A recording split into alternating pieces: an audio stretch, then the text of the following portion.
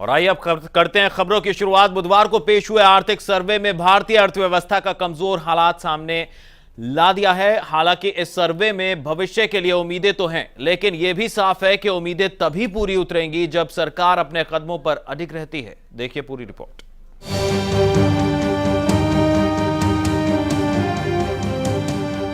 वित्त मंत्री अरुण जेटली ने आज लोकसभा में इकोनॉमिक सर्वे प्रस्तुत किया।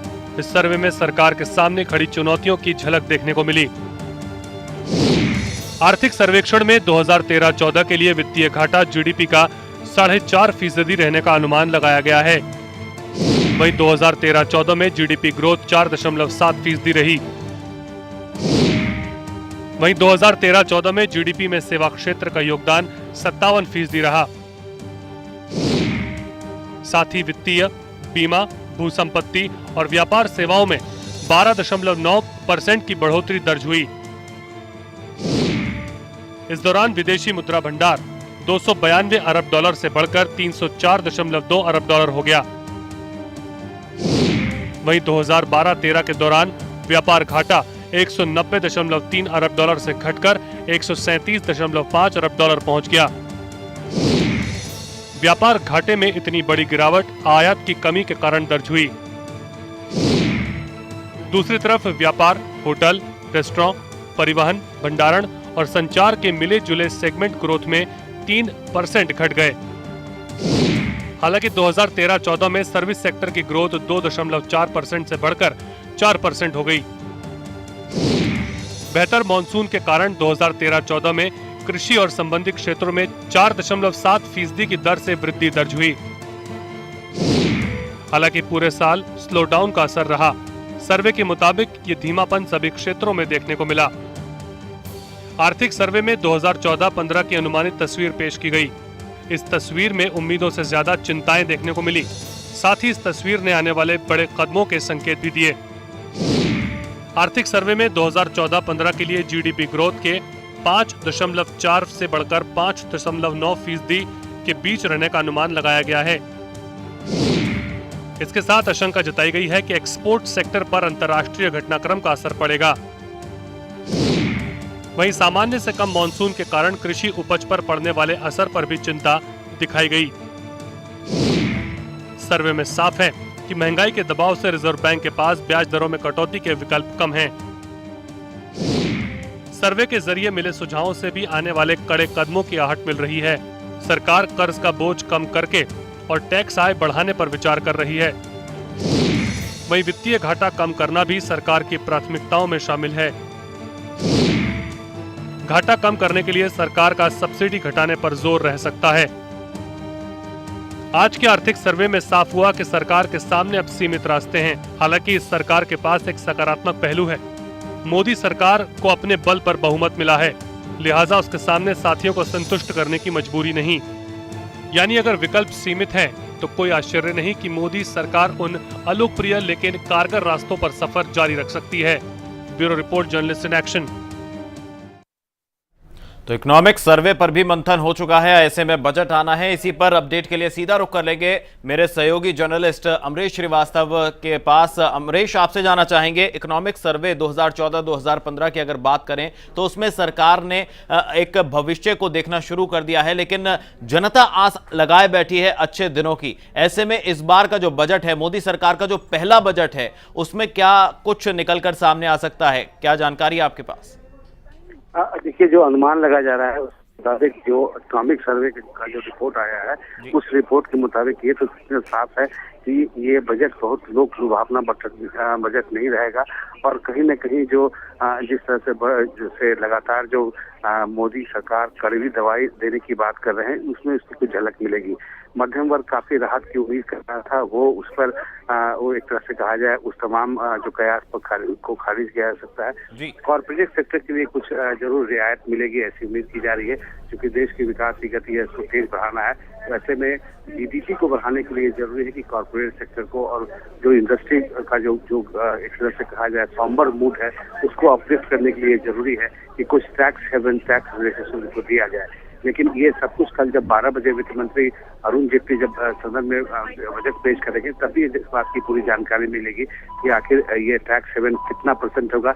लेकिन इकोनॉमिक सर्वे के अनुसार ये अंदाजा लगाया जा रहा है कि कॉर्पोरेट सेक्टर को कुछ रिलीफ देने की वकालत इसमें की जाएगी और रिलीफ मिलेगा भी। इकोनॉमिक सर्वे के अनुसार यह भी देखा गया है कि जहां पर जो मध्यम वर्ग है, मध्यम वर्ग को किसी भी तरह के टैक्स में छूट मिलने की संभावना नहीं आती है। वहीं बैंकिंग सेक्टर में अगर हम बात करें तो ब्याज दर में किसी तरह की कटौती नहीं हो सकती है। हालांकि इंफ्रास्ट्रक्चर को डेवलप करने के लिए संभव है कि होम लोन की में कुछ रियायत संभव मिलेगी ताकि ये सेक्टर है इसको बूम मिल सके। लेकिन ये सिर्फ अभी कयास है। इकोनॉमिक सर्वे पर ओवरऑल अगर हम नजर डालते हैं तो ये नजर आता है कि बहुत ज्यादा लोकप्रिय बजट नहीं होने वाला है। रवि,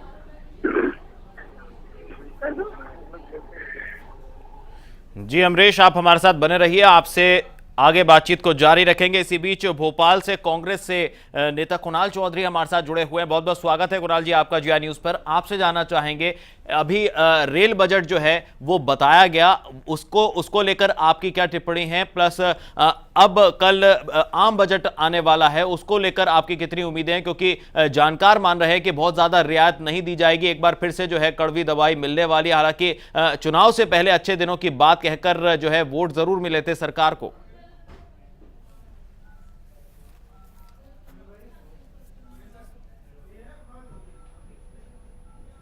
देखिए, अच्छे दिनों की बात सुन के तो हर आम नागरिक ने लगा है, क्योंकि जो अच्छे दिनों की इन्होंने बात करते हैं और सीधे जिस प्रकार से बुरे दिन इस मध्यम वर्गीय जनता के लिए लाए। कल रेल बजट जो आया, रेल बजट के अंदर बुलेट ट्रेन की बात करी गई, पर आम नागरिक जो इस लोकल डब्बे में बैठ के जाता है, जहां पे 100 लोगों की जगह में 500 लोग बैठ के जाते हैं, उसके लिए कभी कोई बात नहीं करी गई। रेल बजट से पहले जो 14% से ज्यादा वहां पे टिकट के किरायों में बढ़ोतरी करी गई, जिस प्रकार से माल भाड़े में 6% से ज्यादा की बढ़ोतरी करी गई, ये हिंदुस्तान के इतिहास का सबसे पहला बड़ा हुआ एक बजट को करा गया। पर उसके बावजूद कोई भी ऐसी वैकल्पिक योजना, सिर्फ बुलेट ट्रेन को बढ़ाना, बुलेट ट्रेन की भी याद दिलाऊंगा कि ये यूपीए के समय इसका अनुबंध हुआ था, इससे जापान से हुआ था। पर जब देखा गया कि इसका किराया इतना ज्यादा होगा कि कई लोग दिल्ली से मुंबई जाने के लिए अगर 8 से 10 हजार रुपए पेमेंट करेंगे तो इससे बेहतर हवाई जहाज से चले जाएंगे। और इस देश में 125 करोड़ मध्यम वर्ग के जो लोग रहते हैं, ये देश उस तरफ होना चाहिए। जो आज बजटों की बात चल रही है, कहीं ना कहीं जो 45 दिन का इनका एक सफर देखने को आया है, जिस प्रकार से निर्णय देखने को मिले हैं, तो मुझे लगता है ये 3-4 पूंजीपतियों के हाथ में पूरे देश को देना चाहते हैं। जबकि इस देश का जो हम लोकतंत्र लेके आए, जो जनतंत्र लेके आए, वो सिर्फ इसलिए लाए थे कि कहीं ना कहीं इसका निर्णय इस देश कुणाल जी, लेकिन बढ़े हुए किराए को लेकर तो मोदी सरकार का कहना है कि यूपीए सरकार की जो गलत नीतियां हैं उसके चलते उन्हें ऐसा करना पड़ा।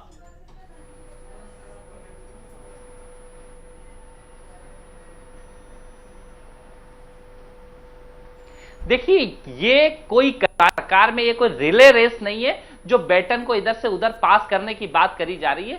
पिछले 10 साल में यूपीए सरकार ने 1 रुपए भी किराया नहीं बढ़ाया, और जिस प्रकार से मध्यम वर्ग के साथ यूपीए सरकार खड़ी रही, कभी भी इस तरह के आरोप प्रत्यारोपों से लड़ाई नहीं होती। और ये जो कहते हैं ना कि पुरानी बातों के ऊपर आपकी, उसने ये कहा आप सरकार में हैं, आप क्या कर रहे हैं? यूपीए ने तो कभी इस तरह की कोई बढ़ोतरी नहीं करी। आपने जिन चीजों पे ध्यान दे रहे हो, अडानी और अंबानी के ऊपर पूरा जो ध्यान देने का काम आप लोग कर रहे हो, सबसे महत्वपूर्ण उस चीज के कारण इन लोगों को यह करना पड़ रहा है, ना कि आम जनता के लिए। बुलेट ट्रेन चलाने की जो बात करी इन्होंने, कहीं ना कहीं यहां पे पहले पटरियां सुधारने की जरूरत होगी, क्योंकि जो इस प्रकार से हमारा स्ट्रक्चर बना हुआ है कि 120 से स्पीड से ऊपर जहां जाएगी, कहीं ना कहीं वहां दुर्घटनाओं की आशंका बढ़ेगी। पहले हमें इस मध्यम वर्गीय, क्योंकि ये जो जिस प्रकार से इनकी सोच है, पूंजीपतियों की सोच है, ना कि एक समावेश जो होना चाहिए, समभाव की जो सोच होना चाहिए, उसके ऊपर ये काम नहीं कर रहे हैं। सिर्फ पूंजीपतियों के हाथ में खेलने का काम कर रहे हैं, और ये कह रहे हैं कि अगर यूपीए सरकार की ये योजना थी तो मैं पूरी तरीके से इसे नकारता हूं। अगर खराब योजना थी कुणाल जी, लेकिन ऐसे में क्या उम्मीद करते हैं, आपकी क्या एक्सपेक्टेशन है इस सरकार से, क्योंकि सरकार का पहला बजट है और आम जनता अच्छे दिनों की आस लगाए बैठी। हालांकि बजट से पहले ही डीजल, पेट्रोल और गैस के दाम बढ़ चुके हैं, रेल किराए भी बढ़ाए जा चुके हैं। ऐसे में क्या अब और कड़वी दवा मिल सकती है? लेकिन क्या आप मानते हैं कि वाकई सरकार इतनी मजबूर, इतनी लाचार है कि इतने हर चीज के दाम बढ़ाए गए हैं, और क्या लगता है कि अभी बहुत जल्दबाजी होगी क्योंकि सरकार बने अभी महज 1 महीने का समय ही बीता है क्या? क्योंकि सरकार ने दावा किया है कि 5 साल बाद वो अपना रिपोर्ट कार्ड जारी करेगी।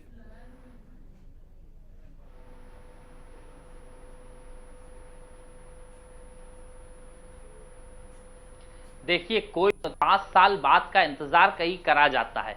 पहली चीज है कि त्वरित आप क्या चीजें कर रहे हैं, किन चीजों पे काम कर रहे हैं, आपको क्या निर्णय लेना है।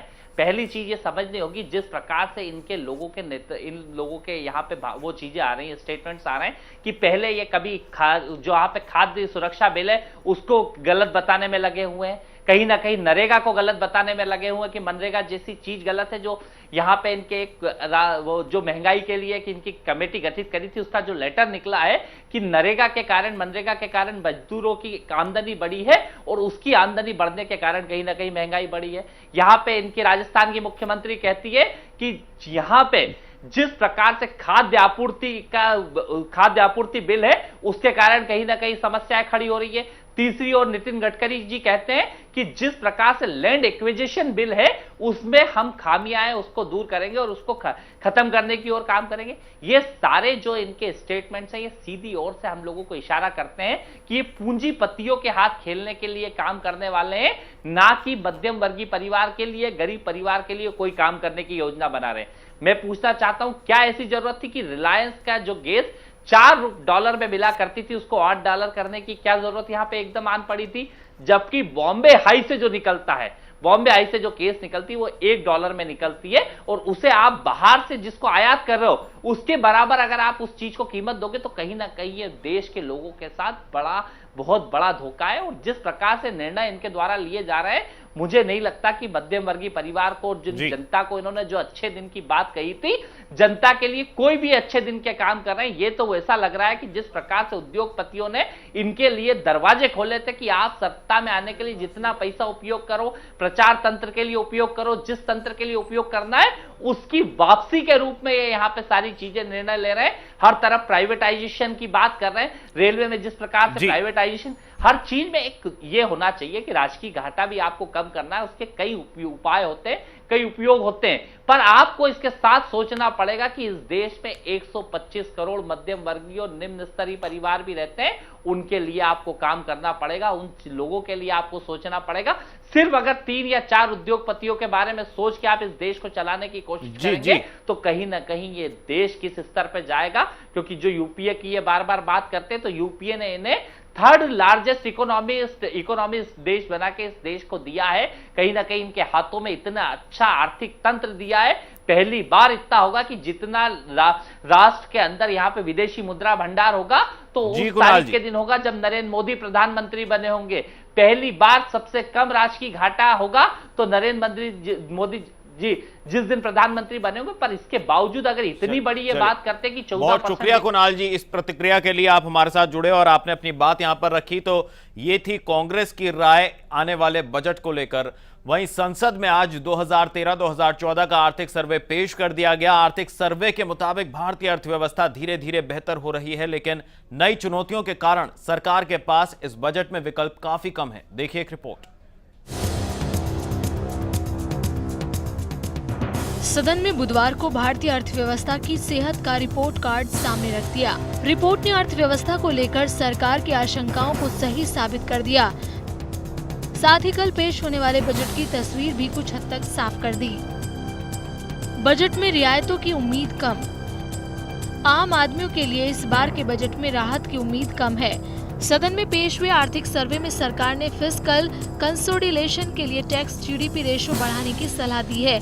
यानी आसान शब्दों में कहें तो कर्ज बोझ घटाने के लिए टैक्स आय बढ़ाने की सलाह दी गई है। यानी देश में करों में बड़ी राहत मिलने की उम्मीद नहीं है। आम लोगों के लिए आयकर में कुछ राहत मिल सकती है, लेकिन ये राहत मामूली हो सकती है। वहीं उच्च आय वर्ग और इंडस्ट्री को सरकार की तरफ से कुछ कड़वी दवा पीने को मिल सकती है। आर्थिक सर्वे में वित्तीय घाटे को नियंत्रित करने पर जोर दिया गया है। 2013 और 14 में घाटा जीडीपी के 5.5% रहने का अनुमान लगाया गया है, क्योंकि सरकार आय बढ़ाने के लिए टैक्स दरों में तेज बदलाव नहीं कर सकती। लिहाजा घाटे को नियंत्रित करने के लिए सब्सिडी बोझ कम करना सरकार की अहम रणनीति हो सकता है। सरकार इसके संकेत भी दे चुकी है। बजट में सब्सिडी में कटौती हो सकती है, जिसका असर आने वाले दिनों में देखने को मिलेगा। हालांकि सब्सिडी चरणबद्ध तरीके से होगी, यानी इस बजट में सब्सिडी में बड़ी कटौती की उम्मीद नहीं है। मोदी सरकार के लिए फिलहाल सबसे बड़ी चिंता कमजोर मानसून है। इस साल सामान्य से कम बारिश का अनुमान लगाया जा रहा है। ऐसे में कई जगहों पर सूखे के हालात बन गए हैं।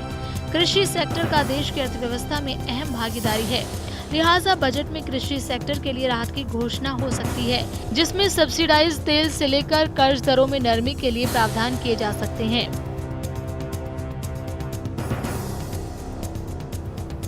आय बढ़ाने की जुगत में लगी सरकार इसी कड़ी में आम लोगों के लिए बचत को आकर्षक बना सकती है, जिससे लोग ज्यादा से ज्यादा रकम सरकार के पास बचत के तौर पर रखें।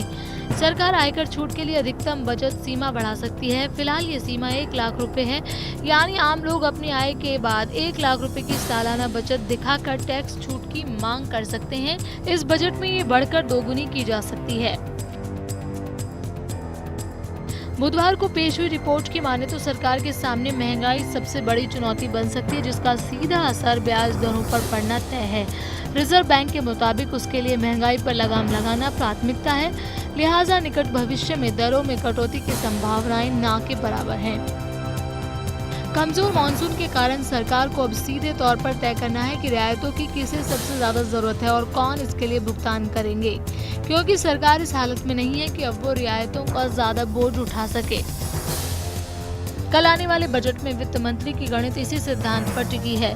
फिलहाल कृषि को सबसे ज्यादा जरूरत है, क्योंकि पूरा देश खेती पर निर्भर है, यानी बाकी सेक्टरों को इस बजट से ज्यादा उम्मीद नहीं करनी चाहिए। Bureau report, journalist in action.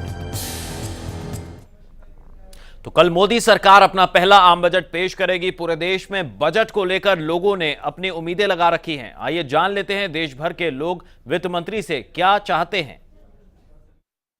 अभी इनडायरेक्ट टैक्सेस के मुद्दे पर जीएसटी बहुत अपेक्षित है, वो तुरंत ही लागू होना चाहिए। उसके लिए सरकार ने महत्वपूर्ण घोषणा बजट में करना चाहिए, ऐसा हमें लगता है। और डायरेक्ट टैक्स कोड जो डायरेक्ट टैक्स से सभी मिला के बनने के तैयार है, उसको तुरंत ही लागू करना चाहिए। उससे मेरी तो सरकार से यही एक बात है कि आम आदमी को जो है ज़्यादा से ज़्यादा फायदा मिले।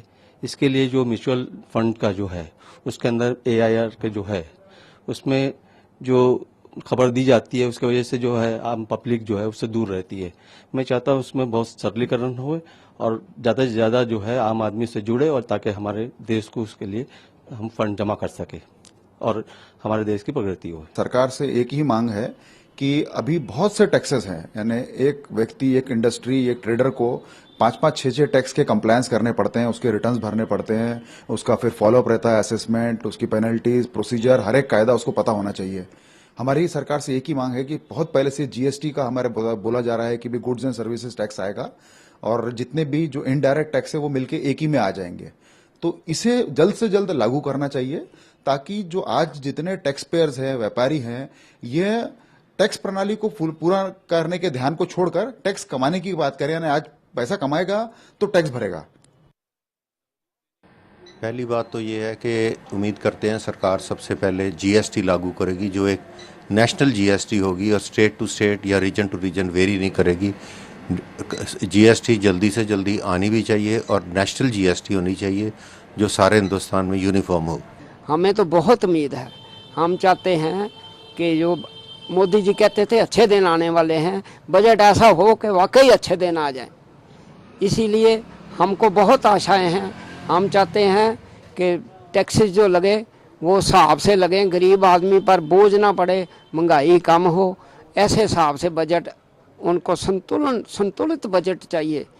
बजट से उम्मीद तो जनता को बहुत है, लेकिन कोई भी उम्मीद पे इतना खरा उतर नहीं रहा है आज के जो भी सिलसिला चल रहा है। तो बजट में मेरे ख्याल से कॉमन फ्रेंडली होना चाहिए बजट सबके लिए, जो सबको एक महंगाई को कम से कम महंगाई कम कर सके, और दूसरा इनकम टैक्स में छूट बढ़नी चाहिए, व्यापारियों का फ़ायदा होना चाहिए, आम जनता का फ़ायदा होना चाहिए। तो ये थी आम जनता की आशाएं उम्मीदें मोदी सरकार के पहले बजट से, तो गुरुवार यानी 10 जुलाई को मोदी सरकार अपना पहला आम बजट पेश करेगी। इस बजट से आम आदमी को खासी उम्मीदें हैं। यह बजट कैसा होगा ये तो कल साफ हो जाएगा, लेकिन उससे पहले आइए एक नजर डाल लेते हैं 2013-2014 के आम बजट की कुछ हाइलाइट्स पर। साल 2013-14 का आम बजट तत्कालीन वित्त मंत्री पी चिदम्बरम ने 28 फरवरी 2013 को पेश किया था। इस बजट में कई लोक लुभावन योजनाओं का ऐलान किया गया। बजट में चिदम्बरम ने कहा था कि ऊंची विकास दर हासिल करना चुनौती है। इस बार सरकार बदल चुकी है। जाहिर है तौर तरीके और अलग होंगे, मुद्दों की प्राथमिकता अलग होगी। गुरुवार को पेश होने वाले बजट से जनता को बड़ी बड़ी उम्मीदें हैं। लेकिन उससे पहले आपको दिखाते हैं पिछले साल पेश किए बजट की कुछ सुर्खियां। साल 2013-14 के आम बजट में वित्त मंत्री ने टैक्स स्लैब में कोई बदलाव नहीं किया था, लेकिन 5 लाख तक आय वालों को 2000 रुपए का टैक्स क्रेडिट दिया गया था, यानी टैक्स में 2000 रुपए की छूट दी गई। वहीं 1 करोड़ से ज्यादा आय वालों पर 10% सरचार्ज, 25 लाख तक के होम लोन के ब्याज पर 1 लाख तक की अतिरिक्त छूट का प्रावधान किया गया। डायरेक्ट टैक्स कोड को संसद में पेश करने की बात कही। National food security bill pass कराने की बात कही। बजट में 10,000 करोड़ रुपए का प्रावधान। देश में पहला महिला बैंक खोले जाने का ऐलान। मनरेगा के लिए 33,000 करोड़ रुपए। मिड डे मील के लिए 13,215 करोड़ रुपए। महिलाओं की सुरक्षा के लिए 1,000 करोड़ रुपए का फंड। आम बजट में सरकारी बैंकों को 14,000 करोड़ रुपए का प्रावधान। रक्षा क्षेत्र के लिए 2,03,672 करोड़ रुपए का प्रावधान। अनुसूचित जाति योजना के लिए 41,000 करोड़ रुपए। महिलाओं के विकास के लिए 97,000 करोड़ रुपए। विकलांगता विभाग के लिए 110 करोड़ रुपए। स्वास्थ्य मंत्रालय के लिए 37,330 करोड़ रुपए। एम्स जैसे नए संस्थानों के लिए 6,000 करोड़ रुपए का प्रावधान था। बहरहाल तत्कालीन वित्त मंत्री चिदम्बरम ने अपने आम बजट में इन योजनाओं का ऐलान किया था। अब देखना ये होगा कि वित्त मंत्री अरुण जेटली के पिटारे से आम जनता के लिए राहत निकलती है या नहीं। Bureau report, journalist in action. तो पिछले आम बजट में वित्त मंत्री पी चिदम्बरम की तमाम घोषणाएं सरकारी सुस्ती के चलते फाइलों में ही अटकी रह गईं। साल भर बाद भी कई घोषणाएं जमीन पर नहीं उतर सकीं। सरकार अपने आम बजट में कई घोषणाएं करती है, लेकिन सरकारी सुस्ती के चलते योजनाएं फाइलों में ही अटकी रह जाती हैं। पी चिदम्बरम ने भी अपने बजट में कई योजनाओं का ऐलान किया, लेकिन कई ऐसी घोषणा है जो आज तक जमीन पर नहीं उतर पाई। नकद भुगतान का खिसका आधार। उसमें सबसे पहली योजना थी सीधे नकद भुगतान योजना। सीधे नकद भुगतान यानी डीबीटी की योजना आधार कार्ड की उलझनों में फंसकर रह गई। पिछले बजट में वित्त मंत्री ने इस योजना को पूरे देश में शुरू करने का ऐलान किया था। अभी तक देश के आधे जिलों में भी नकद भुगतान शुरू नहीं हुआ है। पोस्ट ऑफिस में कोर बैंकिंग अभी दूर। देश के सभी डाकघरों को कोर बैंकिंग सर्विस यानी CBS से जोड़ा जाना था। पिछले बजट की ये घोषणा अभी तक पायलट प्रोजेक्ट से आगे नहीं बढ़ पाई। रोड रेगुलेटर अधर में। साल भर योजना आयोग और सड़क परिवहन एवं राजमार्ग मंत्रालय की खींचतान में फंसा रहा रोड रेगुलेटर अब भी हकीकत से दूर है। NHAI के होते एक नया नियामक बनाने के मुद्दे पर सरकार के अंदर ही सहमति नहीं बन पाई। ये चिदम्बरम की अहम घोषणा थी। 10,000 बसों का इंतजार। वित्त मंत्री ने JNNURM के तहत शहरों के लिए 10,000 नई बसें खरीदने का ऐलान किया था। अभी तक नई बसें शहरों में चलनी शुरू तक नहीं हुई। पूरे साल बसों के प्रस्ताव को मंजूरी देने का काम ही चलता रहा। उत्तर भारत के राज्यों ने केंद्र की बसों में खास रुचि नहीं ली। SME के लिए नहीं बना फंड। छोटे कारोबारियों की भुगतान समस्या सुलझाने के लिए 500 करोड़ रुपए का क्रेडिट गारंटी फंड बनाने का प्रावधान किया गया था। इसके जरिए सिडबी को फैक्टरिंग सेवाओं को बढ़ावा देना था। अभी तक गारंटी फंड कागजों पर ही बनता दिखा है। Bureau report, journalist in action. Welcome back, स्वागत है आपका। ब्रेक के बाद जी न्यूज पर खबरों की रफ्तार जारी है। इस सफर को बढ़ाएंगे आगे। नेशनल हेराल्ड केस में इनकम टैक्स विभाग के नोटिस पर कांग्रेस अध्यक्ष सोनिया गांधी ने मोदी सरकार पर पलटवार करते हुए इसे बदले की कार्रवाई ठहराया। सोनिया का कहना है कि इनकम टैक्स विभाग से भेजा गया नोटिस हमें मिला है। जिस तरह का रवैया राजनीतिक विरोधियों ने इख्तियार किया है, उससे हम और मजबूत होंगे और एक बार फिर सत्ता में लौटेंगे। कांग्रेस खेमे में इन दिनों परेशानियों के बादल छाए हैं। एक तरफ नेता विपक्ष का पद हाथ से निकला जा रहा है, तो दूसरी तरफ नेशनल हेराल्ड केस में इनकम टैक्स विभाग का नोटिस परेशानी बढ़ा रहा है। परेशानियों में घिरी कांग्रेस अध्यक्ष सोनिया गांधी ने आखिर चुप्पी तोड़ ही दी। सोनिया गांधी ने कहा, हाँ, हमें इनकम टैक्स का नोटिस मिला है। ये बदले की भावना से की गई कार्रवाई है। इससे हमें सत्ता में वापस आने में मदद मिलेगी। BJP does not believe in the politics of vindictiveness or vendetta. With regard to the National Herald case, the Congress party must appreciate that the politics of entitlement does not work. We live in a country which is a democracy, not a banana republic as some of the relatives of the Congress party call it. This is not. In this country, rule of law runs. And where rule of law is there, if they have not done anything wrong, they have nothing to fear. The courts will take a correct note. The notices, if they come also in due course, there's nothing to fear. 26 जून को दिल्ली की Patiala house court ने national Herald समाचार पत्र से जुड़ी वित्तीय अनियमितताओं के एक मामले में कांग्रेस अध्यक्ष सोनिया गांधी और उपाध्यक्ष राहुल गांधी को समन जारी किया था। दोनों को 7 अगस्त को कोर्ट में पेश होने के लिए कहा गया। सोनिया और राहुल को ये समन बीजेपी नेता सुब्रमण्यम स्वामी की याचिका पर भेजा गया था। कांग्रेस के आरोप पर बीजेपी का साफ कहना है कि इस तरह के आरोप लगाना गलत है। नेशनल हेराल्ड अखबार की शुरुआत 9 सितंबर 1938 में पंडित जवाहरलाल नेहरू ने की थी, लेकिन खराब आर्थिक हालात के चलते 2008 में यह अखबार बंद हो गया। आरोप है कि कांग्रेस ने नेशनल हेराल्ड को चलाने वाली कंपनी एसोसिएट जर्नल्स को बिना ब्याज के 90 करोड़ का कर्ज दिया। लेकिन 26 अप्रैल 2012 को कांग्रेस की कंपनी यंग इंडिया ने एसोसिएट जर्नल्स का मालिकाना हक हासिल कर लिया। लेकिन कांग्रेस अब इस मामले में हो रही कार्रवाई को राजनीतिक बदले से की जा रही कार्रवाई कह रही है। Last 1 month you have seen our government has not indulged into blame game. There could have been a blame game because we would have just revealed what are the facts, and when it is necessary we'll do that, but we have not indulged into blame game. Sonia Gandhi के एक बयान ने मामले का राजनीतिकरण कर दिया है। आरोप प्रत्यारोप का सिलसिला शुरू हो गया है। अब देखना ये होगा कि ज़बानी जंग कितनी दूर तक जाती है। Bureau report, journalist in action. तो कांग्रेस अध्यक्ष सोनिया गांधी के इस बयान पर बीजेपी ने कांग्रेस और सोनिया गांधी पर निशाना साधा है। अब वो कहती है कि राजनीतिक यानी उसको निशाना बनाया जा रहा है। अब इसमें बीजेपी है ही नहीं।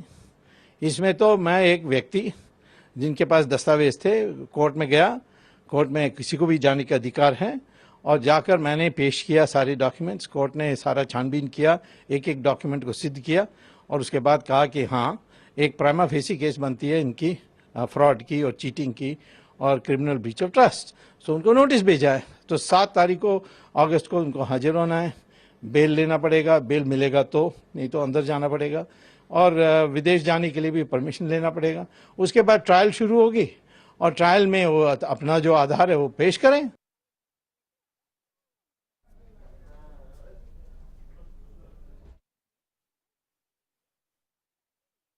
ऐसे पॉलिटिकल पार्टी के लोग आरोप लगा रहे हैं जिन्होंने 60 साल में सत्ता का दोहन किया और कहीं ना कहीं कानून का उल्लंघन किया। देश की जनता ने बहुत नजदीक से कांग्रेस के राज्य को देखा है, तो मैं मानता हूं कि वो कहीं ना कहीं उनके दिमाग में यही है कि जिस तरीके से उन्होंने सत्ता का दोहन किया, दुरुपयोग किया, वही सब चीज से उनको बाहर निकलना चाहिए। और हम इस देश के संविधान में भरोसा करते हैं। ये सोनिया जी की ने जो ये कहा है कि नेशनल हेराल्ड केस में बीजेपी बदले की भावना से काम कर रही है, पूरी तरह गलत है, निराधार है। भारतीय जनता पार्टी बदले की भावना से काम नहीं करती, लेकिन हम कानून को अपना काम करने देते हैं। हम यूपीए गवर्नमेंट की तरह कानून को रोकने का काम नहीं करते। और इसी खबर पर अपडेट के लिए सीधा रुख कर लेंगे न्यूज रूम का। मेरे सहयोगी journalist Amit Sharma news room से हमारे साथ जुड़ रहे हैं। अमित, आपसे जानना चाहेंगे, ये जो पूरी खबर है जिसको लेकर आज लगातार सुर्खियां बनी रही, सोनिया गांधी ने नई सरकार पर जो है पलटवार किया और उस पर बीजेपी ने भी अपना जवाब दिया। क्या माना जाए, कितना बड़ा ये विवाद है और इसको लेकर अब कांग्रेस के सामने या कहें कि राहुल गांधी और सोनिया गांधी के सामने कितनी मुश्किलें, कितनी चुनौती हैं? और पिछली सरकार के कार्यकाल में अगर यूपीए 2 की बात करें तो कई सारे घोटाले उजागर हुए, लेकिन सरकार चली गई, अब भी घोटाले जो हैं खुल रहे हैं।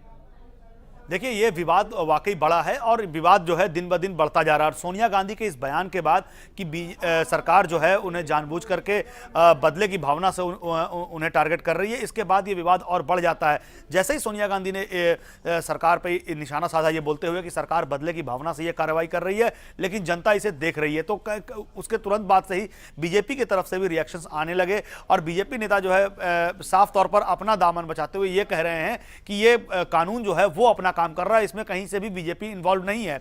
और अब ये विवाद जो है, मैं आपको बताऊं कि 7 तारीख को इस पूरे मसले पर कोर्ट ने डेट दिया हुआ है। पटियाला हाउस कोर्ट में एक पिटीशन लगाई गई थी, याचिका लगाई गई थी सुब्रमण्यम स्वामी के द्वारा, और उस पर सुनवाई करते हुए 7 तारीख को समन किया गया है। राहुल गांधी, सोनिया गांधी समेत कांग्रेस के 6 लोगों को समन किया गया इस पूरे केस में। तो निश्चित तौर पर इस मामले में 7 अगस्त को जो है कुछ ना कुछ सरगर्मी बढ़ी हुई दिखेगी। और मैं आपको बताऊं कि आज जो सोनिया गांधी ने बयान दिया है, जिस तरह से उन्होंने एक तरह से दो निशाने साधे हैं उन्होंने अपने बयान से। एक, सरकार पर यह आरोप लगाया है कि सरकार बदले की भावना से यह कार्रवाई कर रही है, और दूसरी तरफ सोनिया गांधी ने अपने बयान में यह भी कहा है कि जनता इस पूरे बात को देख रही है और ऐसा नहीं है कि कांग्रेस सत्ता में दोबारा वापस नहीं आएगी, कांग्रेस दोबारा सत्ता में आएगी। तो कह सकते हैं कि एक तरफ जहां सोनिया गांधी सरकार पर आरोप लगा रही है, वहीं इस बात को लेकर के सोनिया गांधी एक तरह से एक स्मोक सिग्नल देने की भी कोशिश कर रही हैं कि आने वाले वक्त में कांग्रेस वापस सत्ता में आएगी।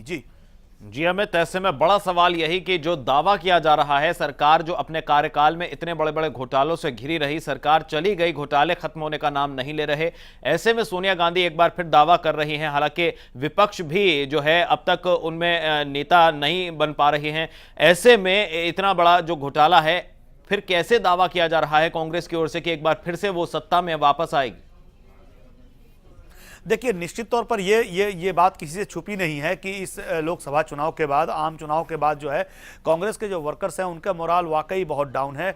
और इस मौके का फ़ायदा उठाते हुए जब इनकम टैक्स की तरफ से, इनकम टैक्स डिपार्टमेंट की तरफ से समन भेजा गया सोनिया गांधी को, तब उस मौके का फ़ायदा उठाते हुए सोनिया गांधी ने साफ तौर पर यह बयान दिया कि सरकार बदले की भावना से कार्रवाई कर रही है। कहीं ना कहीं लोगों के बीच ये इमेज देने की कोशिश की सरकार के बारे में कि ये सरकार जो है वो बदले की भावना से कार्रवाई कर रही है, और साथ ही यह भी कहा कि आने वाले दिनों में कांग्रेस वापस सत्ता में आएगी। तो कह सकते हैं कि सोनिया गांधी इस मौके का जो पूरा विवाद है और जिस तरह से नोटिसेस जा रहे हैं इनकम टैक्स के गए हैं सोनिया गांधी के पास, उस मौके का फायदा उन्होंने एक कह सकते हैं कि राजनीतिकरण करने के लिए उठाया मामले का, और इस मामले का पूरी तरह से राजनीतिकरण हो भी चुका है। सोनिया गांधी के बयान के बाद बीजेपी की तरफ से भी कई नेताओं ने बयान दिया, और उन्होंने हालांकि ये जरूर, बीजेपी के नेताओं ने यह साफ कहा कि पार्टी का इससे कोई लेना देना नहीं है और ना ही सरकार कोई बदले की भावना से काम कर रही है, तो एजेंसी है जो अपना काम कर रही है। लेकिन साथ ही ये जरूर बीजेपी नेताओं की तरफ से कहा गया कि बीजेपी जो है वो एजेंसियों को अपना काम करने देती है। जी चलिए, बहुत शुक्रिया इस तमाम जानकारी के लिए, हमारे साथ जुड़ने के लिए। तो निश्चित तौर पर सोनिया गांधी के बयान से विवाद जो है वो तूल पकड़ता जा रहा है। हालांकि पूरी हलचल के बीच दिन भर जो है बीजेपी की ओर से भी इस पर प्रतिक्रियाएं आई। अब देखना होगा कि इस मामले में आगे क्या कार्रवाई होती है और कोर्ट इस पर क्या फैसला लेती है। बढ़ेंगे आगे। जब लोकसभा में महंगाई पर चर्चा हो रही थी, तब कांग्रेस उपाध्यक्ष राहुल गांधी सो रहे थे। ऊँघते हुए राहुल गांधी कैमरे में कैद हो गए। वीडियो में देखा जा सकता है कि कुछ देर बाद उनकी आंख खुलती है तो वो बहुत सुस्त हैं और उबासी ले रहे हैं। भारतीय जनता पार्टी ने भी इस बात पर तंज किया है, जिसके बाद कांग्रेस ने कहा है कि राहुल गांधी सो नहीं रहे थे। हालांकि तस्वीरों में साफ साफ नजर आ रहा है कि राहुल गांधी सो रहे थे। दरअसल राहुल गांधी विपक्षी बेंचों पर पीछे की ओर बैठते हैं। हालांकि सदन में पहले दिन जब कांग्रेस ने महंगाई पर बीजेपी को घेरा था तो राहुल गांधी ने काफी मुस्तैदी दिखाई थी। वो अपनी सीट से उठे और आस्तीन चढ़ाकर आगे की ओर आ गए। बीजेपी ने तो यहां तक कहा था कि राहुल गांधी ने शेम शेम के नारे तक लगाए।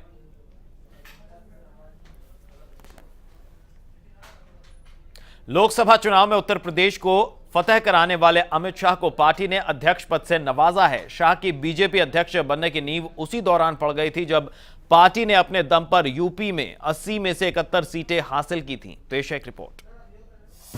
अमित शाह, वो नाम जिसने हारना नहीं सीखा। अपने राजनीतिक करियर में जिसने कभी न हारने का रिकॉर्ड बनाया। लोकसभा चुनाव में जब यूपी के चुनावी प्रभार की कमान मिली तो वहां भी खुद को साबित कर दिखाया। आखिर ऐसे चेहरे को नजरअंदाज कैसे किया जाता। यूपी में 80 सीटों में 71 जिताने वाले शाह अब बीजेपी के शहंशाह बन गए हैं। दिल्ली बीजेपी दफ्तर में बड़े धूमधाम से अमित शाह के नाम का ऐलान किया गया। फूल मालाओं के साथ उनका स्वागत किया गया। बीजेपी के राष्ट्रीय अध्यक्ष के तौर पर जिस वक्त अमित शाह के नाम का ऐलान किया गया उस वक्त पीएम मोदी, राजनाथ सिंह, सुषमा स्वराज और आडवाणी मौजूद थे। शाह के नाम के ऐलान से पहले संसदीय दल की बैठक हुई जिसमें उनके नाम को हरी झंडी मिली। मुझे अपने मंत्रिमंडल में गृह मंत्री के रूप में जिम्मेदारी दी। यह स्वाभाविक था, जैसी भारतीय जनता पार्टी की परंपरा है। मैंने फैसला किया कि अब इस अध्यक्ष के दायित्व को हमें छोड़ना चाहिए। तो आज Bharatiya Janata party central parliamentary board की मैंने बैठक बुलाई और मैंने अपना त्याग पत्र दिया। पार्लियामेंट्री बोर्ड ने मेरे त्याग पत्र को स्वीकार किया है और सर्वसम्मत से श्री अमित शाह जी को भारतीय जनता पार्टी के राष्ट्रीय अध्यक्ष के रूप में अपनी सहमति दी है। अमित शाह को जैसे ही बीजेपी की कमान मिली, जश्न का सिलसिला शुरू हो गया। बीजेपी दफ्तर से लेकर दिल्ली, मुंबई, लखनऊ और गुजरात समेत देश के अलग अलग हिस्सों में पटाखे और मिठाइयां बांटकर खुशियों का इजहार किया गया। अमित शाह जी को मैं पूरे भारतीय जनता पार्टी के जितने कार्यकर्ता हैं सबकी तरफ से बहुत बहुत मुबारकबाद, बधाई देना चाहती हूँ, क्योंकि पार्टी ने बहुत सही निर्णय लिया है उन जैसे व्यक्ति को पार्टी का अध्यक्ष चुनकर, जिनकी मैनेजरियल स्किल्स और जो क्षमताएं हैं वो उत्तर प्रदेश में हम और पूर्व में गुजरात में देख चुके हैं। राजनाथ सिंह के गृह मंत्री बनते ही बीजेपी का राष्ट्रीय अध्यक्ष की तलाश शुरू हो चुकी थी। बतौर राष्ट्रीय अध्यक्ष राजनाथ सिंह का कार्यकाल अभी 1.5 साल बाकी था, लेकिन बीजेपी की परंपरा के मुताबिक एक व्यक्ति महज एक पद पर ही रह सकता है, जिसके चलते राजनाथ सिंह को अपने पद से इस्तीफा देना पड़ा। अध्यक्ष की दौड़ में ओपी माथुर और जेपी नड्डा भी थे, लेकिन शाह सबसे आगे निकल गए। राजनाथ सिंह की माने तो शाह में प्रबंधन की क्षमता है। आम सहमत के आधार पर यह फैसला किया है कि श्री अमित शाह जी अब भारतीय जनता पार्टी के नए राष्ट्रीय अध्यक्ष होंगे। और आप सभी कार्यकर्ताओं से मैं यह अपील करना चाहता हूं, आप सबने भरपूर सहयोग दिया है। अब आपको अमित शाह जी को सौंप रहा हूं, इन्हें संभाल कर रखना और हिफाजत के साथ रखना और पूरी तरह से हमारे श्री अमित शाह जी का सहयोग करना। 1964 में एक कारोबारी परिवार में जन्म लेने वाले अमित शाह सक्रिय राजनीति की शुरुआत एबीवीपी के साथ जुड़कर की। 1997 से 5 बार गुजरात विधानसभा के लिए चुने गए। 2003 में गुजरात के गृह मंत्री बने, लेकिन 26 नवंबर 2005 को हुए सोहराबुद्दीन फर्जी मुठभेड़ मामले में अमित शाह पर ग्रहण लग गया। 2010 में इस मामले में शाह की गिरफ्तारी भी हुई। 3 महीने तक उन्हें जेल में भी रहना पड़ा। लेकिन लोकसभा चुनाव में बीजेपी को जिस तरह से यूपी में अप्रत्याशित जीत मिली, उसने अमित शाह को बुलंदी पर पहुंचा दिया और उसी सफलता का नतीजा है कि शाह अब बीजेपी के शहंशाह बन गए हैं। Bureau report, journalist in action. उधर कांग्रेस ने अमित शाह के बीजेपी अध्यक्ष बनने पर सवाल खड़े किए हैं। कांग्रेस नेताओं ने क्या कुछ कहा, सुन लेते हैं। पहली बार एक सत्तारूढ़ पार्टी जो भविष्य के लिए अपने अध्यक्ष को नियुक्त कर रही है, वो एक ऐसे अध्यक्ष को चुनती है, और मैं कोई कमेंट नहीं करना चाहूंगा, मैं सिर्फ तथ्यों को बोलना चाहूंगा। एक ऐसे व्यक्ति को चुनती है जो नंबर एक मर्डर के अपराध में अभियुक्त हैं, ऑफिशियल एक्यूज्ड, जिनके विरुद्ध मर्डर 302 दफा की चार्जशीट है, जो खुद बेल पे हैं और जो 2 वर्षों के लिए उच्चतम न्यायालय के आदेश द्वारा 2010 से 2012 के दौरान अपने खुद प्रदेश गुजरात के अंदर आने से जिनको मनाई। देश में 2 ही लोगों को अच्छे दिन आए हैं, या तो नरेंद्र मोदी या अमित शाह, बाकी सबको तो भुगतना ही है, तो भुगतेंगे। उधर जयपुर में कांग्रेस कार्यकर्ताओं पर लाठीचार्ज की खबर है। इंदौर में भी पुलिस ने लाठियां बांधी हैं। मोदी सरकार के खिलाफ कर रहे थे ये लोग नारेबाजी। महंगाई के खिलाफ कांग्रेस कर रही थी प्रदर्शन। अच्छे दिनों के सपने दिखाकर देश की सत्ता पर काबिज हुए नरेंद्र मोदी केंद्र में सरकार बनाते ही महंगाई ने सभी रिकॉर्ड तोड़ दिए हैं। लगातार बढ़ रही महंगाई से मोदी सरकार की लगातार निंदा हो रही है। विपक्ष लगातार मोदी सरकार के खिलाफ हमलावर है। इसी सिलसिले में आज सचिन पायलट के नेतृत्व में कांग्रेस कार्यकर्ताओं ने जयपुर में मोदी सरकार के खिलाफ प्रदर्शन किया, जिसके बाद जयपुर पुलिस ने कांग्रेस कार्यकर्ताओं पर लाठीचार्ज किया। दरअसल कांग्रेस कार्यकर्ता मोदी सरकार के खिलाफ नारेबाजी कर रहे थे।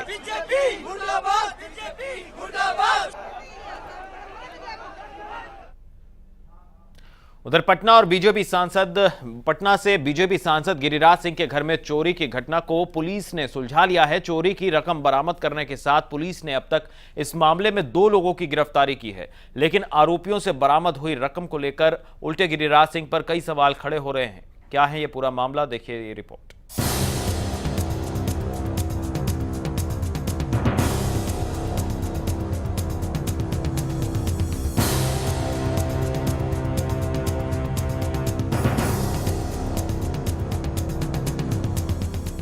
नोटों का ये अंबार, कुल रकम 1,14,00,000। नोटों के इस अंबार को देखकर आप सोच रहे होंगे कि पुलिस ने ये पैसा किसी पेशेवर गैंग या फिर मनी लॉन्ड्रिंग करने वाले किसी गिरोह से बरामद किया है, लेकिन ऐसा नहीं है। पैसा बरामद तो जरूर किया गया, लेकिन किसी गैंग से नहीं, बल्कि चोरों के उस गिरोह से जिसने बीजेपी सांसद गिरिराज सिंह के घर पर हाथ साफ किया था। चोरी की इस घटना को अंजाम देने वाला मास्टरमाइंड कोई और नहीं, बल्कि खुद अपार्टमेंट का चौकीदार था। गार्ड है, वो गार्ड ने हमको दिया था पैसा, और हम उसमें नहीं जानते थे कि गार्ड वो पैसा उसमें है। हम कुछ दिन से काम खोज रहे थे, तो वो बोले कुछ काम करने के लिए देंगे, तो गार्ड हमको कुछ काम दिया, तब डेट पर बुलाया था। उसके बाद डेट पर बुलाने के बावजूद में हमको ये नहीं खाली पता था कि अटैची में इतना रुपया है, हमको 3 लाख रुपया दिया था गार्ड। दरअसल सांसद के घर की तरफ से चोरी की शिकायत दर्ज की गई। पुलिस मामला सांसद का था और सवाल प्रदेश पुलिस की इज्जत का, लिहाजा पुलिस फौरन एक्शन में आ गई। जांच के दौरान पुलिस ने पटना के बिरबहोर इलाके में चोरी की रकम के साथ एक आरोपी सहित 4 चोरों को धर दबोचा। जितना भी सामान चोरी हुआ था वो रिकवर हो गया है। 2 जो इसमें अपराधी शामिल थे वो भी पकड़े गए हैं। अभी और लोगों के शामिल होने की बात सामने आई है, जिसके बारे में विशेष तफ्तीश चल रही है और हम लोग पूछताछ कर रहे हैं। इसमें एक वहीं अपार्टमेंट का गार्ड जो वहाँ पे काम कर रहा था और जो पूर्व से अपराधी भी है, 302 मर्डर के केस में जेल भी जा चुका है, वो भी शामिल था, और एक क्रिमिनल खुसरूपुर का है, वो भी शामिल था। अमाउंट जैसा कि गिना गया है, हम लोगों के द्वारा जब्ती बनाई गई है, करीब 1,14,00,000 के आसपास है। सामान में ज्वेलरी है, कुछ डॉलर्स भी हैं यूएस के, और बाकी कैमरा है। लेकिन चोरी की इस घटना ने कई सवाल खड़े कर दिए हैं। एक चोरी, कई सवाल। कुल रकम 1,14,00,000। बरामद माल में डॉलर और गहने भी शामिल। सवालों के घेरे में बीजेपी सांसद गिरिराज। कहां से आई इतनी बड़ी रकम? बीजेपी सांसद गिरिराज सिंह के घर सोमवार को हुई इस घटना के बाद सांसद महोदय ने प्रदेश में बिगड़ती कानून व्यवस्था का हवाला देते हुए सरकार और पुलिस प्रशासन को जी भरकर कोसा। लेकिन पुलिस की इस कामयाबी पर सांसद महोदय उन्हें शाबाशी देने के बजाय मामले में उनसे पूछे जा रहे सवालों के जवाब में सकपकाते से नजर आए। ये जिसका है वो कल बोलेगा। बट सर किसका है सर ये? क्योंकि मेरे कजन का। हाँ नहीं ठीक है, अपोजिशन को बोलने दीजिए। गिरिराज सिंह पाक साफ है, पाक साफ होगा, मेरे कजन हैं और वो कल बोलेंगे। बीजेपी सांसद गिरिराज सिंह के घर हुई चोरी के मामले को तो पुलिस ने सुलझा लिया है, लेकिन पुलिस की सुलझाई इस गुत्थी से एक गुत्थी और उलझ गई कि आखिर इतनी बड़ी रकम गिरिराज सिंह के घर आई तो आई कहां से? क्योंकि हाल ही में हुए चुनाव में अपनी निजी संपत्ति का ब्यौरा देते हुए गिरिराज ने अपनी निजी संपत्ति सिर्फ कुछ लाख रुपए ही बताई थी, लेकिन पुलिस को बरामद हुई इस बड़ी रकम से खड़े हुए एक सवाल ने खुद गिरिराज को सवालों के खड़े में लाकर खड़ा कर दिया है, जिसे लेकर जांच का काम जारी है। बिहार से जिया न्यूज के लिए जर्नलिस्ट इन एक्शन। वहीं यूपी की कानून व्यवस्था एक बार फिर से सवालों के घेरे में है, जहां बेखौफ दबंगों ने एक बार फिर अपनी दहशतगर्दी से सभी को खौफजदा कर दिया है। फैजाबाद के कोर्ट परिसर में बम धमाकों और फायरिंग की घटना सामने आई है। क्या है पूरा मामला, देखिए ये रिपोर्ट।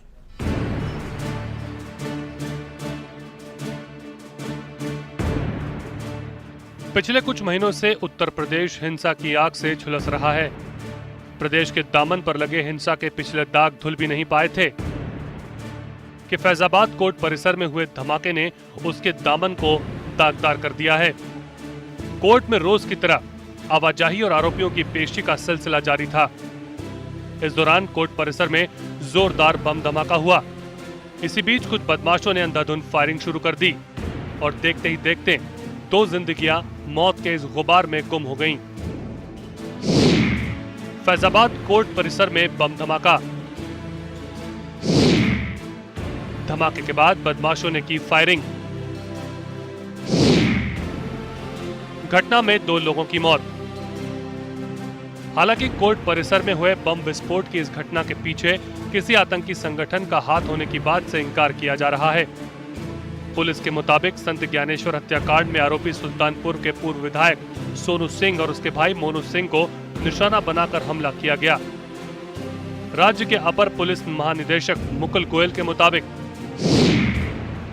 संत ज्ञानेश्वर हत्याकांड में आरोपी चल रहे सुल्तानपुर के पूर्व विधायक सोनू सिंह और उसके भाई मोनू सिंह पेशी पर कोर्ट आए थे। मालूम होता है कि यह हमला उन दोनों को ही निशाना बनाकर किया गया। दरअसल ये कोई पहली बार नहीं जब फैजाबाद का कोर्ट परिसर किसी बम धमाके से दहला हो। इससे पहले भी 23 नवंबर 2007 को कुछ आतंकियों ने फैजाबाद के इसी कोर्ट परिसर को अपना निशाना बनाया था, जिसमें 4 लोगों की मौत हो गई थी और कई घायल हो गए थे। ये वही कोर्ट है जहां आतंकवादियों का एक बार हमला हो चुका है और सरकार का कथित कहना है कि उस कोर्ट में सुरक्षा व्यवस्था कड़ी है। इन स्थितियों में हमला हुआ, खुलेआम अपराधी आज उत्तर प्रदेश में बेखौफ होके टहल रहे हैं और कहीं न कहीं से उनको सरकार का संरक्षण भी प्राप्त है। मेरा स्पष्ट आरोप है कि उत्तर प्रदेश की पुलिस व्यवस्था, LIO और इनकी अनइंटेलिजेंस सेवाएं ध्वस्त हो चुकी हैं। और कोर्ट परिसर में हुई बम विस्फोट की इस घटना ने जहां प्रदेश की कानून व्यवस्था को सवालों के घेरे में ला खड़ा किया, तो वहीं मौके की ताक में बैठे सरकार विरोधी दलों को भी सरकार पर हमला बोलने का एक और मौका मिल गया है। फैजाबाद से Anoop Kumar, journalist in action. उधर सुप्रीम कोर्ट ने चिंकारा शिकार प्रकरण में बॉलीवुड स्टार सलमान खान को नोटिस जारी किया है। सुप्रीम कोर्ट ने सलमान खान को 4 हफ्ते में जवाब देने के लिए कहा है। ये नोटिस राजस्थान सरकार के उस याचिका पर दिया गया है जिसमें हाईकोर्ट के फैसले को चुनौती दी गई थी। सल्लू मियां की मुश्किलें एक बार फिर से बढ़ती नजर आ रही हैं। काले हिरण के शिकार के मामले में सुप्रीम कोर्ट ने राजस्थान सरकार की याचिका पर अभिनेता सलमान खान को नोटिस जारी किया है। राजस्थान सरकार ने राजस्थान हाई कोर्ट के उस फैसले के खिलाफ सुप्रीम कोर्ट में याचिका दाखिल की है जिसमें सलमान को दोषी करार देने वाले निचली अदालत के फैसले पर रोक लगा दी थी। सुप्रीम कोर्ट ने सलमान खान से 4 हफ्ते के भीतर अपना जवाब दाखिल करने को कहा है। राजस्थान सरकार सलमान खान के हाईकोर्ट में उन्हें ऑर्डर ऑफ कन्विक्शन उनका सस्पेंड कर दिया गया था, जिसको हमने सुप्रीम कोर्ट में चैलेंज किया राजस्थान सरकार की ओर से। आज माननीय न्यायालय ने उसमें नोटिस इशू कर दिया है और 4 हफ्ते का समय है। 15 साल पहले सलमान पर राजस्थान में दर्ज हुआ काले हिरण के शिकार का मामला। फिल्म हम साथ साथ हैं की शूटिंग के दौरान 2 काले हिरणों का शिकार हुआ। 3 अक्टूबर 1998 में काले हिरण का शिकार करने के आरोप में किया गया गिरफ्तार। 2006 में निचली अदालत ने सलमान को 5 साल कैद की सजा सुनाई। सजा के खिलाफ सलमान ने जोधपुर सेशन कोर्ट में अपील की, लेकिन जोधपुर कोर्ट ने भी उनकी 5 साल की सजा बरकरार रखी। राजस्थान सरकार की अर्जी पर सुप्रीम कोर्ट ने सलमान को जारी किया नोटिस। अब सुप्रीम कोर्ट ने 4 हफ्ते में मांगा है सलमान खान से जवाब। काले हिरण के शिकार के मामले में सलमान खान, सैफ अली खान, सोनाली तब्बू और नीलम के खिलाफ जोधपुर कोर्ट में नए सिरे से आरोप तय किए गए थे। सलमान खान पर वाइल्ड लाइफ एक्ट की धारा 51 लगाई गई है। इस धारा के तहत सलमान को 6 साल की अधिकतम सजा हो सकती है। सैफ अली खान, तब्बू, नीलम और सोनाली बेंद्रे पर वाइल्ड लाइफ एक्ट की धारा 51 और 52 लगाई गई है। फिलहाल कोर्ट ने नोटिस जारी कर सलमान से 4 हफ्तों में जवाब मांगा है। अब देखना ये होगा कि सलमान की ये बढ़ती मुश्किलें आखिर कब खत्म होंगी। Bureau report, journalist in action. और इसी के साथ इस बुलेटिन में फिलहाल इतना ही। लवी गुंबर को दीजिए इजाजत। खबरों की रफ्तार जारी है, देखते रहिए जिया न्यूज। नमस्कार।